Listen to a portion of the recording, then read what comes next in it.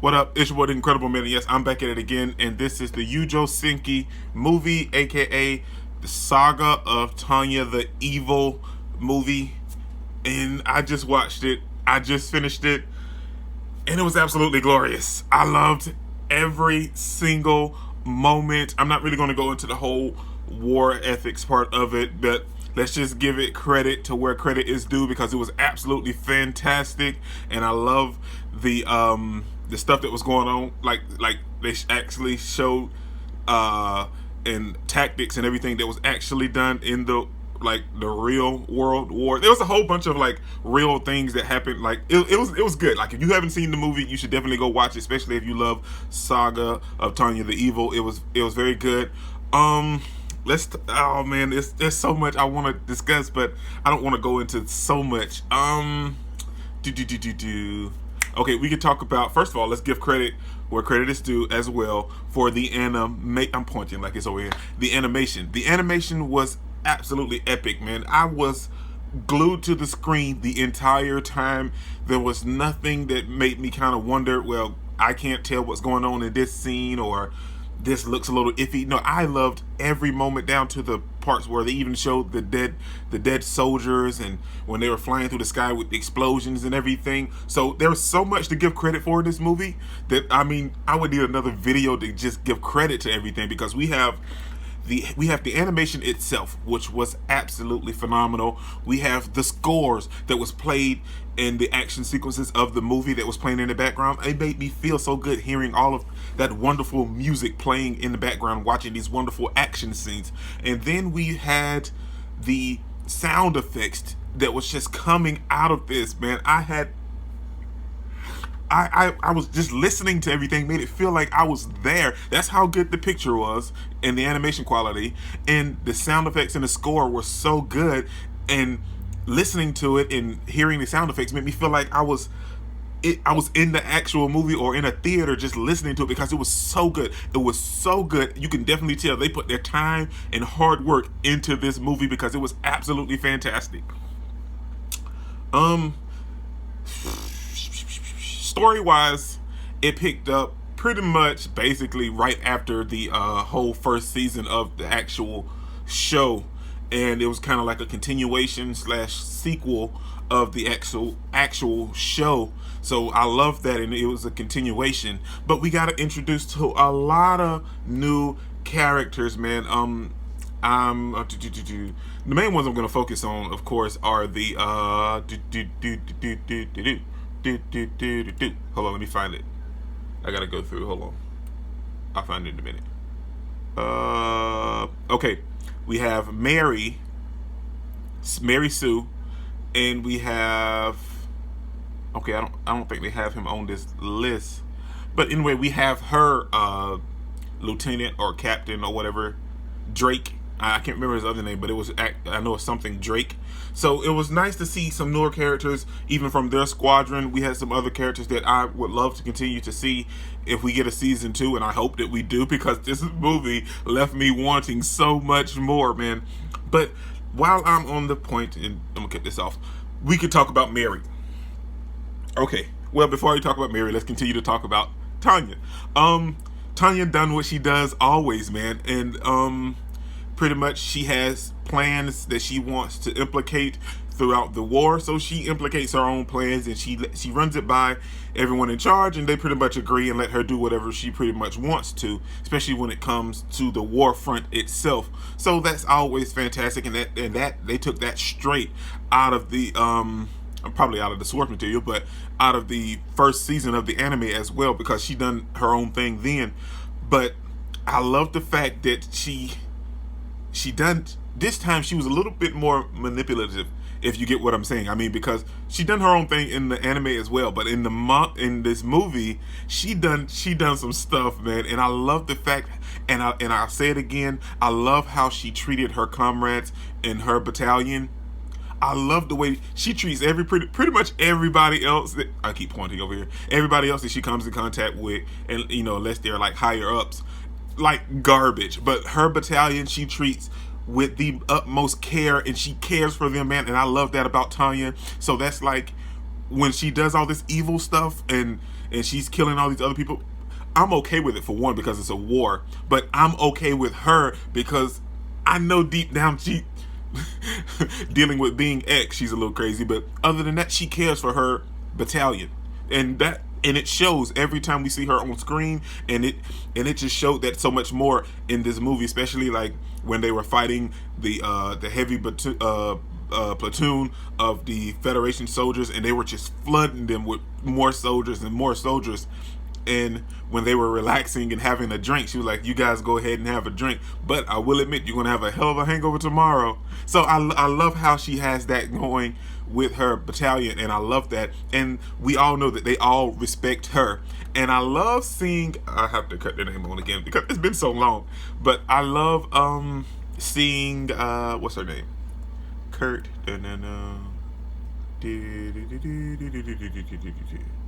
Anyway, I love seeing the lieutenant chick that's in her battalion, that she's on the first squad with Tanya. I love seeing her, Sebrikov, or however you want to say her name, but I love seeing her as well, and she shined in this movie. The whole battalion shined in this movie, as they always do. And I love seeing them in their individual fight scenes where they give them credit, like for taking down some of the other soldiers and everything. They always showcase that in the anime, so they've done it perfectly in this movie as well. And I enjoy that, seeing all of the leaders of the battalion take charge and take command of everything. And Tanya was doing her thing. I mean, she's just beast. And she had some moments where she met some other people, and she was like civil and nice, and she was like, "Yeah, well, you take care of my guys, but they can drink you under the table, so you guys may spend some money." And I love that about her, man. How she, and I love that. But we all know she's conniving because she was a man in her previous life. Well, like an older adult in her previous life. So her getting transported into this world and in this body, we knew that she was going to have some plans she wanted to implement in the world. And all of that, yeah, we know that the movie itself piggybacked right off the first season of the anime. And it's revolving and pretty much dealing with the whole continuation of the war. But we get introduced to these new characters, and we get a miniature part of her backstory, but we never knew who she was until I didn't even think about her name until we see her when she sees Tanya, and she just flies into a rage to try to defeat them. And then she sees Tanya with the gun that she gave her father, and it was Mary, the chick that, like, you remember the guy, of course, from the anime that Tanya fought on multiple occasions, that was super strong. Somehow he ended up getting the powers from being X, and he just wanted to continually chase after Tanya. Well, the same thing happened with his daughter, and that's pretty much what this whole movie was about. It was about the war itself, but it was also about that confrontation between Tanya and Mary to give them kind of like a clash, since Tanya killed Mary's father. But I love the fact, man, I love that, and I love the fact that they made Mary strong, but I have some problems with it. And that would be, one, I know you're in the army, but dude, there's no way. I mean, I don't know because I'm not in the army, but I know for a fact there's no way, as much as she broke rank and disobeyed direct orders and stuff, she would not be in the army anymore for sure.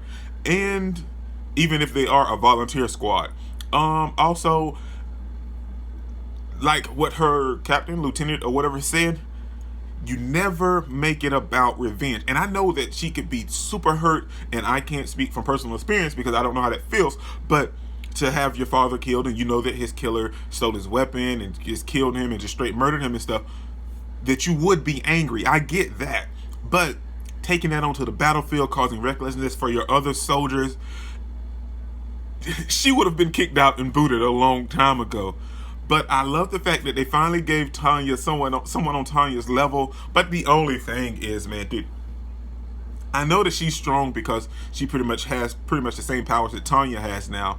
But dude, all of this stuff that happened to this chick, there's no way that she's not dying, man. Dude, the first time she came in contact with Tanya pretty much blew her away, and she fell straight down to the ground. She didn't die. The second time she blew her away, and it didn't kill her. And then, like, the last time, like, they landed and everything, and she came after Tanya again, and Tanya shot her at least 7 times.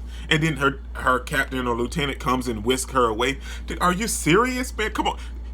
Will you let this chick die, man? Okay, because first of all, I like her, and it's a good comparison against Tanya, and having Tanya have someone that's kind of equal to her, and that'll be great to start off season 2 with. But at the same time, man, like some of this stuff, can she please die? Like, let's be real, they pretty much made her invincible this whole movie. But I love the fact that her and Tanya was going back and forth, man. But there was super amazing shots that had taken place in this whole movie, man. Like the whole fight scene where like the whole Federation army was just rampaging Tanya and everyone. The scenes where the other lieutenants and everything were fighting in the sky, where one like he used all his magic at the tip of his blade on his rifle and cut the plane's wings and everything. There were so many great moments, camera angles, and everything in this movie was absolutely fantastic. So overall, I enjoyed the movie. I thought it was absolutely fantastic, and I could definitely watch it again just to enjoy it because it was such a great movie, man. Sorry about the train. And like I keep saying, the animation was there, the sound effects was phenomenal, the camera angles was fantastic, the story was great, and the score that was playing through all of the action sequences was absolutely fantastic. And we got to see the one lieutenant with the glasses steady question Tanya's motives, and so that's a whole thing in itself. And we kind of see at the end, we see Tanya kind of get her way and get out of the battle of the front lines so she can work on another plan, but she didn't really just ease away. Her commanding officer told her she has 2 months, so she has 2 months to rest and recuperate and just have a relaxing life on the sidelines while everyone else pretty much fight. But dude, I will give Mary credit because Mary was straight mollywopping her in that church, man. She was laying haymakers left and right, but she kind of took her ball off the focus. But I'm okay with that because let's be real. As much as I enjoyed Mary, it's Tanya all day, man. I mean, she's like Eins und Gül. She can't do no wrong to me. Whatever she does, I'm perfectly okay with it. I mean, that's just what it is. That's how you make a good character, man. Like when they're committing all these things and stuff, and they're killing people and stuff, and you're okay with it, that's good writing, man. But overall, I enjoyed the movie, and I'll give it a I want to give it a 10 out of 10, but there were so many moments that I didn't enjoy with Mary. So I'll give it an 8 out of 10. If I had to rate it, I'd give it an 8 out of 10. That's my opinion. That's my opinion. But this is what is incredible, man. Don't forget to smash that like button so you can't smash it anymore. Comment down below, and I'll be sure to respond to each and every one of them. And subscribe, but only if you really want to, man. And remember that anime matters, anime is greatness, and anime is life, man. Peace out.